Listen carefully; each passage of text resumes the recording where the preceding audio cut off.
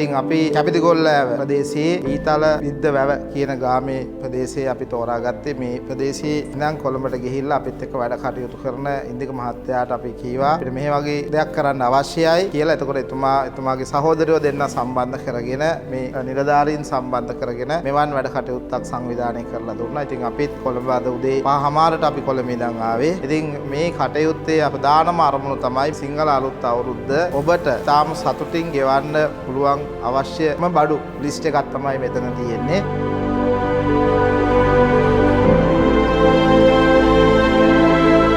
එල්පෙක් campus එකෙන් සිංහල අලුත් අවුරුද්දට කැපිතිගොල්ල ඇවිත් මේ අවස්ථාවේදී බඩු මල්ලක් දුන්න ඔබ සැමට ස්තුතියි.